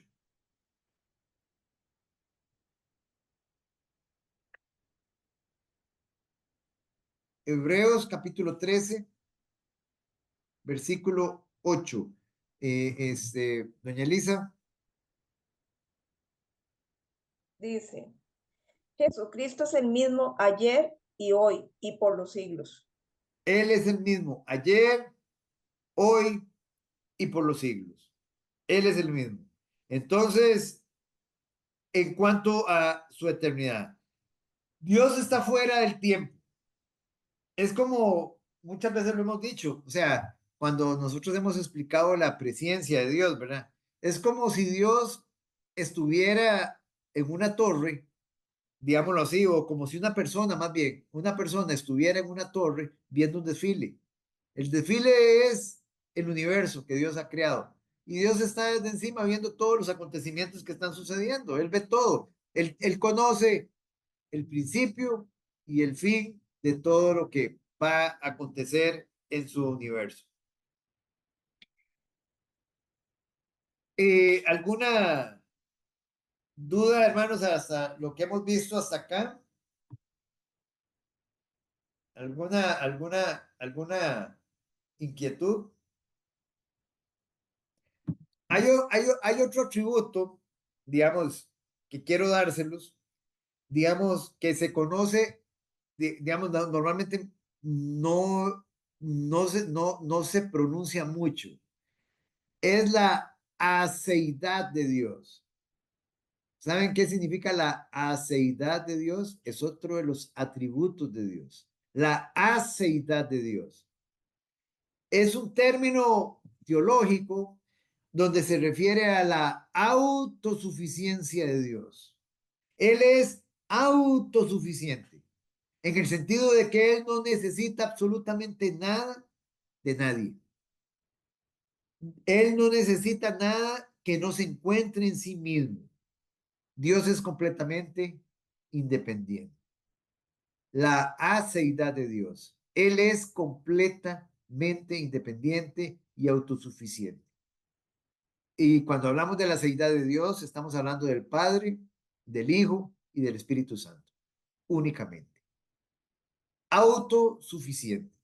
Él no necesita nada, Él no necesita ayuda, Él no necesita absolutamente nada de nosotros. Él es que mucha gente muchas veces dice que es que Dios necesita de nosotros. Dios no necesita absolutamente nada de nosotros. Él se complace en utilizarnos, pero no necesita nada de nosotros. Muy bien, hemos terminado hasta acá lo que son los atributos. Hasta aquí hemos llegado hasta los atributos. Ahora vamos a entrar a la creación del hombre. Ahí nos dirigimos ahorita, a la creación del hombre. ¿Cuál fue el propósito supremo de Dios al crear al hombre? ¿Cuál es el propósito supremo de Dios al crear al hombre? Doña Maya, no le escucho. No, sigue. Ah, que tengo mi glorificarse. Glorificarlo. Ese es el punto. O sea, Dios crea al hombre con un solo propósito, que el hombre viva para la gloria de él. Entonces, nosotros hemos sido creados con el propósito supremo de glorificar, honrar, servir, adorar, dar culto a Dios en todo lo que hacemos. Vivimos para su placer, para su contentamiento, para su deleite. Se trata de Él y no de nosotros. Fuera de eso, nuestra vida no tiene sentido. Ese es el punto. Esa es la razón por la que nosotros estamos acá. Esa es la razón por la que Dios creó al hombre. Glorificarlo a Él, vivir para su gloria, para su honra, para servirlo. Y aquí hay algo interesante. ¿Ustedes creen que nosotros lo glorificamos a Él, digamos, cuando pecamos? ¿Lo honramos a Él? Digamos un ejemplo, lo estamos honrando, lo estamos reverenciando cuando nosotros escogemos hacer nuestra voluntad, cuando nosotros rechazamos la soberanía de Dios en nuestras vidas. Hemos sido, ya vimos, ahora somos hijos de Dios y como hijos de Dios somos siervos de Dios, algo que ya aprendimos. Nosotros vivimos para adorarlo, nosotros vivimos para dar culto a Dios en todo, para girar en torno a Dios en todas las áreas de nuestra vida. Nuestro propósito supremo es vivir para su placer, para su contentamiento. Recordemos lo que decía ahorita que leíamos, Proverbios 16:4, dice, todas las cosas ha hecho Jehová para sí mismo. Proverbios 16:4. Todas las cosas ha hecho Jehová para sí mismo. Son para él. Todo lo ha hecho para él. Y aún al impío para el día malo. Isaías 43:7. ¿Qué dice Isaías 43:7, Leandro? La pregunta aquí es, ¿estamos viviendo para gloria de Él? ¿Vivimos realmente para su gloria o para nuestra gloria? Porque cuando nosotros hacemos lo que queremos, estamos viviendo para nosotros mismos. Y si estamos viviendo para nosotros mismos, estamos en una práctica de pecado. Estamos viviendo el pecado. Isaías 43:7.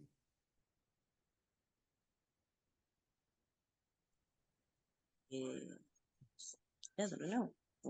Sí, por favor. Ok. Se lo echan sobre los hombres, lo llevan y lo colocan en su lugar. Isaías 43:7, papá. 6 a 46 43:7. a 43. Sí. 7. Todos los llamados de mi nombre, para gloria mía los he creado, los formé y los hice. Todos los llamados de mi nombre, para gloria mía los he creado. Para gloria mía, dice, los he creado. Los formé y los hice. ¿Estamos viviendo realmente para su gloria? ¿Estamos viviendo realmente para su honra o para la honra nuestra? ¿O para la gloria nuestra? ¿O para el deleite nuestro? ¿O para el placer nuestro? Es importante esa pregunta. Colosenses 1:16. Don Gazón. Colosenses 1:16. Sí, para allá voy. Un segundito. Entonces,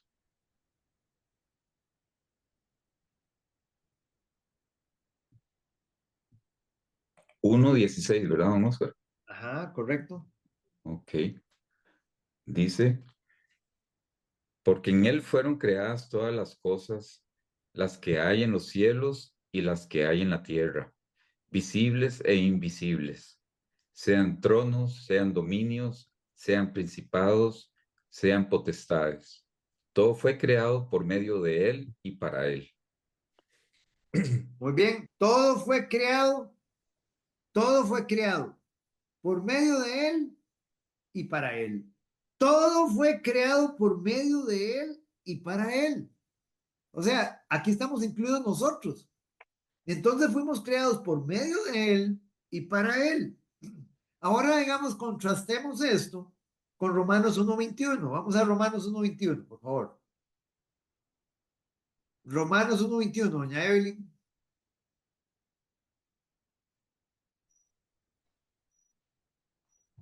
Vean el contraste. Pues habiendo conocido a Dios, no le glorificaron como a Dios, ni le dieron gracias, sino que se envanecieron en sus razonamientos y su necio corazón fue entenebrecido. ¿Cuándo pasó esto? En el jardín del Edén. A partir del pecado, esta es la posición del hombre. A partir del pecado, esto pasó. Pues habiendo conocido a Dios, no le glorificaron como a Dios, ni le dieron gracias, sino que se envanecieron en sus razonamientos y su necio corazón fue entenebrecido. Esa es la condición del hombre caído. Ese es el impío, ese es el mundano. Ese es el inconverso. Entonces, vean ustedes que esa es la más grande falla del hombre para con Dios. No le glorificó, no vive para él. Ahora, hay otros pasajes también que revelan el propósito de Dios al crear al hombre. Por ejemplo, Romanos 11:36, ya que estamos en Romanos, vamos a Romanos 11:36. Este versículo también revela, Romanos 11:36, doña Maye, este pasaje también revela, digamos, la razón por la que fue creado el hombre. Ujú. Porque de él y por él y para él son todas las cosas. A él sea la gloria por los siglos. Amén. Muy bien. Todo es de él. Dice, porque de él y por él y para él son todas las cosas, y ahí estamos incluidos nosotros. A él sea la gloria por los siglos. Amén. Entonces, vea, ¿cómo se explican? ¿Cómo nos podemos explicar? Digamos, hay una gran cantidad de personas en la iglesia, cualquier congregación, hay una gran cantidad de personas ahí.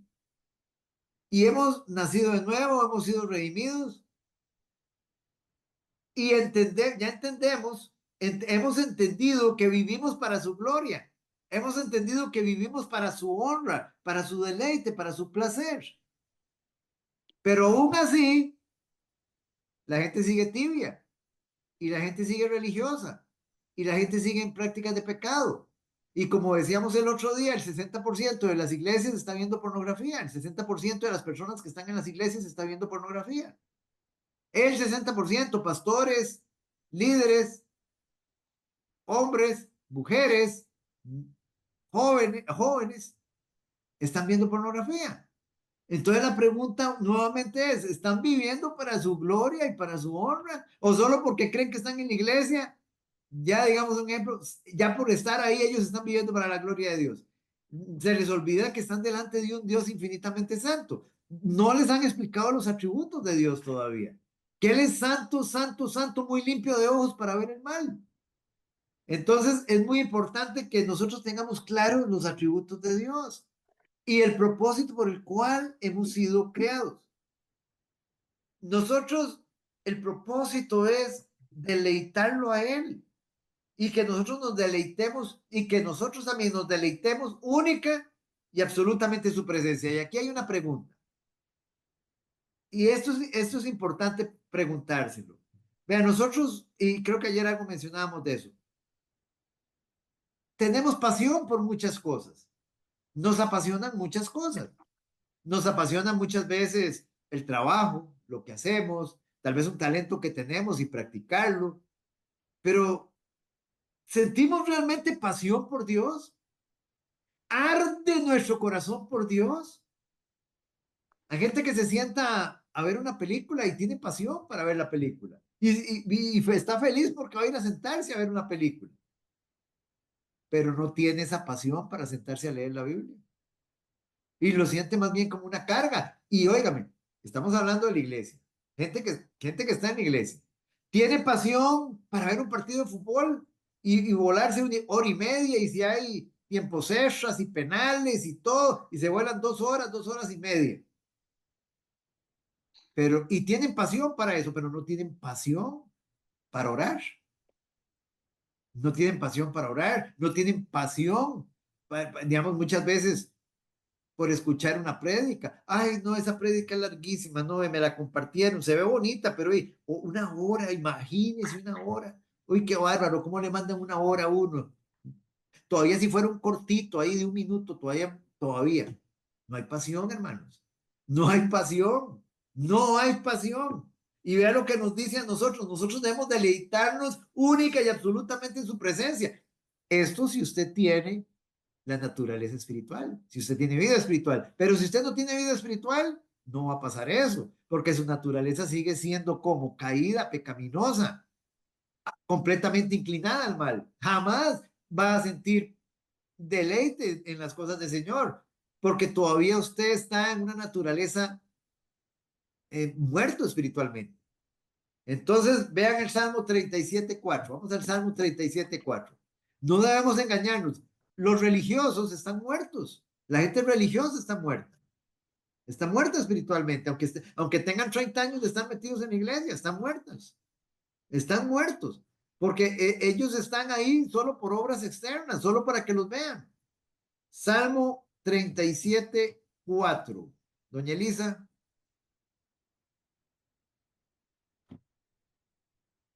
37:4. Sí, Dice, Salmo, sí. Ya sí, qué lindo ese salmo. deleítate a sí mismo en Jehová, y él te concederá las peticiones de tu corazón. Aquí viene la pregunta. Vea lo que dice el salmista. Deleítate a sí mismo, Jehová, deleítate. Y solamente cuando te deleites, Él te va a conceder los deseos de su corazón en la santa y soberana voluntad de Dios. Si yo estoy en la santa y soberana voluntad de Dios y me estoy deleitando en Él, Él me va a conceder los deseos de mi corazón. La pregunta, ¿nos deleitamos realmente con Él? Estamos deleitándonos, porque si Él es una carga para nosotros y lo que sentimos es una carga, uy, otra vez lunes, ya fundamentos otra vez, uy, otra.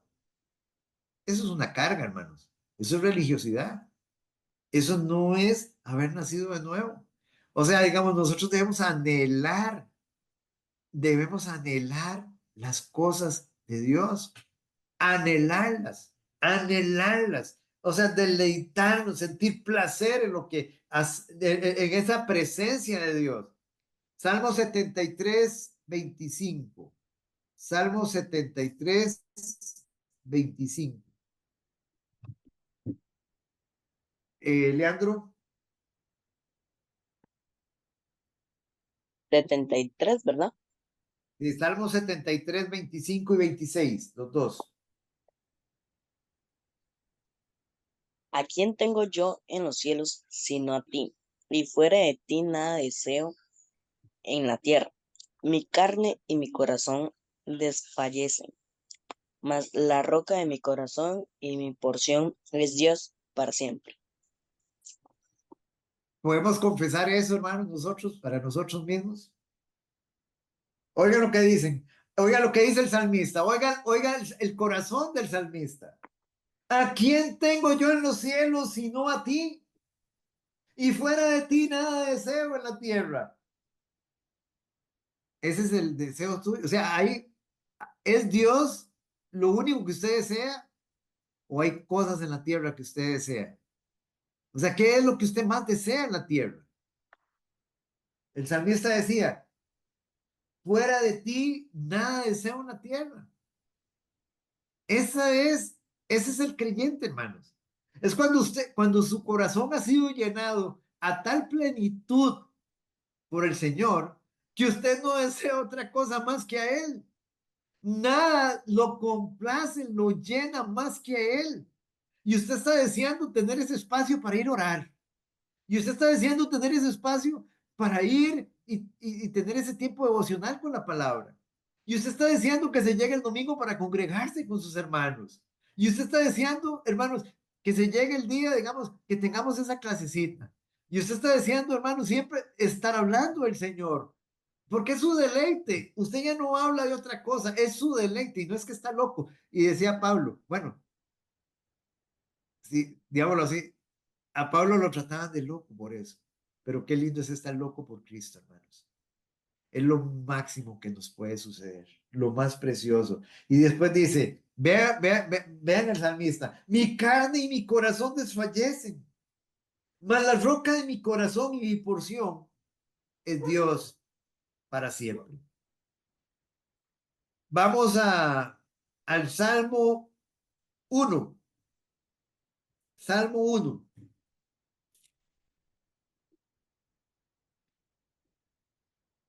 Al Salmo número 1.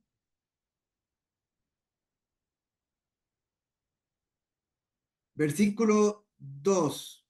Salmo 1, versículo 2. Doña Maye.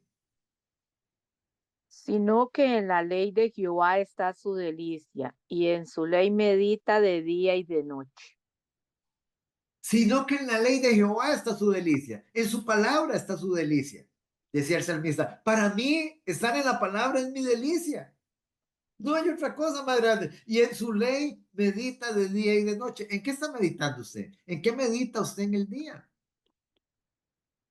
En que viene el polaco, en que, digámoslo así, aquella situación allá en el trabajo y una y otra cosa. O sea, en que hoy viene la película tal, en que el partido tal. ¿En qué medita? ¿En qué medita? Él meditaba en su ley. Medita en su ley. Dice, sino que en la ley de Jehová está su delicia y en su ley medita de día y de noche. La gente no quiere estar afanada, no quiere afanarse. O sea, digamos, se afanan, pero lógicamente el afán les trae preocupación, angustia y no quieren afanarse. Pero ¿cómo no se van a afanar si lo que tienen en su mente son puros pensamientos de mundo? No meten la palabra de Dios a sus mentes. Dice, sino que en la ley de Jehová está su delicia y en su ley medita de día y de noche. Usted la leyó hoy en la tarde y usted está meditando y rumiando la palabra. Ahí es donde la palabra se hace viva en la persona. O sea, ¿cómo puedo, digamos, independientemente de las preocupaciones que una persona puede tener, las personas se llenan de afán por los pensamientos que dejan meter en su mente?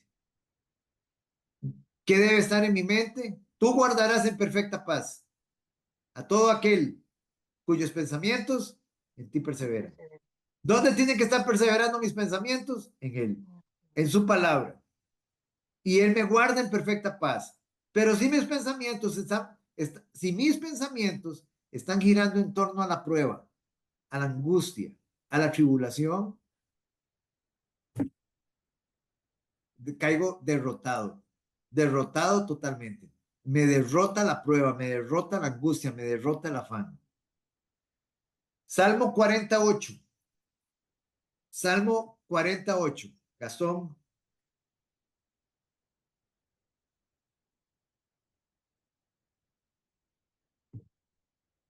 Señor, ya voy. Gracias, es que estaba hablando con... Ya está muy bien, por cierto. Muchas gracias, don Bueno, Oscar. ya he dicho, Gracias a bendito Dios. sea Dios, Gastón. Salmos, 48. ok, permítame un segundito nada más, ya voy para allá, 48. Ujú. Dice, el hacer tu voluntad, Dios mío, me ha agradado y tu ley está en medio de mi corazón. El hacer tu voluntad, Dios mío, me ha agradado. ¿A ustedes les agrada hacer la voluntad de Dios? No hay nada más precioso que hacer la voluntad de Dios. Hay una paz que sobrepasa todo entendimiento cuando se hace la voluntad de Dios. Pero deje usted hacer la voluntad de Dios y no hay paz. Ahí se termina la paz. Entonces dice el salmista, el hacer tu voluntad, Dios mío, me ha agradado. Y en tu ley, y tu ley está en medio de mi corazón. Es cuando la ley, ahora, corazón, vea, y dice, y tu ley está en medio de mi corazón, en medio de mi mente, en medio de mis emociones, en medio de mi voluntad para ponerla por obra. Tu ley, tu palabra, el hacer tu voluntad, el hacer tu palabra, Dios mío, me ha agradado. Debemos de dejar de ser oidores solamente, irnos a ser hacedores también, vivir su palabra. Y solamente es cuando nosotros hacemos eso que nosotros realmente nos deleitamos en Él, únicamente en su presencia, que es lo que el Señor desea. Ahora, si una persona, voy a decir algo fuerte, si una persona no está viviendo para su gloria, para su honra, para su deleite, para su placer, para el placer de Dios, para el deleite de Dios, mejor le valiere no haber nacido. Es una persona completamente sin propósito. No tiene propósito alguno delante de Dios. Porque el único propósito por el cual usted está vivo es para la gloria de Él. Únicamente. Para vivir para su gloria. Ese es el propósito de que usted ha venido a este mundo. Hermanos, ¿alguna duda en este, digamos, en este primer aspecto de digámoslo así, el propósito supremo por el cual Dios nos ha creado?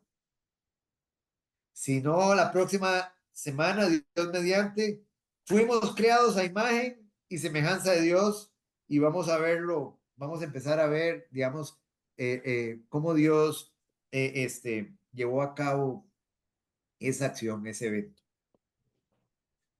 ¿Alguna pregunta? Don Señor. Oscar, dígame una cosa, verás que hay una, no sé si estoy, si fue que entendí mal, pero estaba viendo eso, digamos que está viendo uno en YouTube y anda uno así, que ya se mete uno, digamos, me metí, digamos, a los canales de Juan Miguel Vaz y a Michelin y a todos ellos, y Ajá, ahora les estoy escuchando mucho.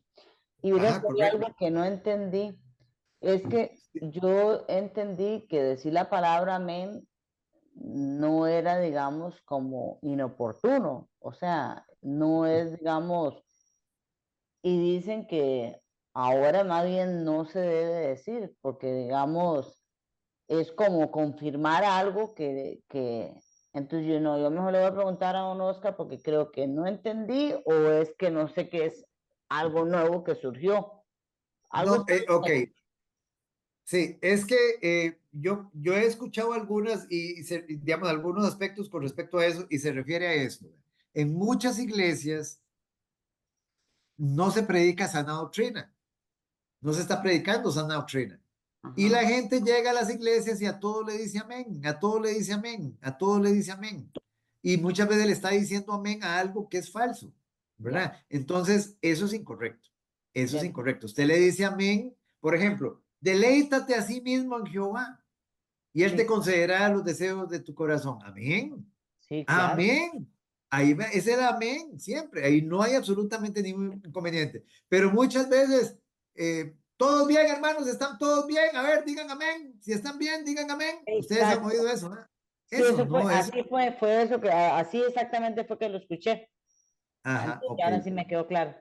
Ok, a eso, digamos, hay congregaciones que quieren de alguna forma llamar la atención sobre, pero estamos hablando sobre nada que no tiene fundamento bíblico, no, pero usted, digamos, se le dice amén a su palabra siempre, a Sí, todo lo que es su palabra se le dice amén. Para nosotros, el amén es que así sea. exacto. Para Dios, el amén es así será. Ujú. Ese es el punto. Ok. Le queda bien, doña Evelyn, así? Sí, sí, sí. ¿Clarito? Gracias, don Oscar. Muchas gracias. No, con mucho gusto, con mucho gusto. Familia, oremos entonces. Padre, en el nombre que es, por sobre todo nombre, en el nombre de nuestro Señor Jesucristo, en esta noche, Señor, queremos darte las gracias, Señor. Gracias, Señor, por revelarte a nuestras vidas, Señor. Gracias por revelarnos tus atributos, Señor. Gracias, Señor, por revelarnos tu carácter, Señor, tu naturaleza, Señor. De eso se trata la vida eterna, Señor, que te conozcamos a ti, como dice tu palabra. Te damos las gracias, amado Señor, por revelarnos el propósito por el cual hemos sido creados, Señor. Oh, precioso y amado Señor, solo queremos vivir para tu gloria y para tu honra, Señor, siendo no solamente oidores, sino hacedores de tu palabra, Señor, de tu santa y soberana voluntad, deleitarnos completamente en ti, Señor. Entender que cualquier otro deleite que haya en mi vida por encima de ti, Señor, oh Dios, es pecado delante de ti, Señor. Me aparta, Señor, de tu presencia, Señor. Solo queremos, Señor, oh Dios, que en todo tú encuentres contentamiento, Señor, en lo que hacemos, Señor. Y que nosotros nos contentemos, Señor, en todo contigo siempre, con tu presencia preciosa y magnífica, maravillosa, Señor. Bendice a mis hermanos, ayúdalos a retener tu palabra, ayúdalos a ponerla por obra, ayúdalos a llevarla a otros que no te conocen a ti, Señor. Y gracias, Señor, por lo maravilloso que tú eres, Señor. Bendice, Señor, acampa ángeles alrededor de mis hermanos, Señor. Guarda sus entradas, sus salidas, su andar, su reposo, su sentarse y su levantarse, Señor. Y que todas las cosas que hagamos, Señor, lleven abundancia de fruto a ti. En esto es glorificado mi Padre, en que abundemos en fruto para ti, Señor. Gracias, Señor, y continúa tú recibiendo la gloria y honra en todas las cosas. En el nombre que es, por sobre todo nombre oramos. Amén. Amén.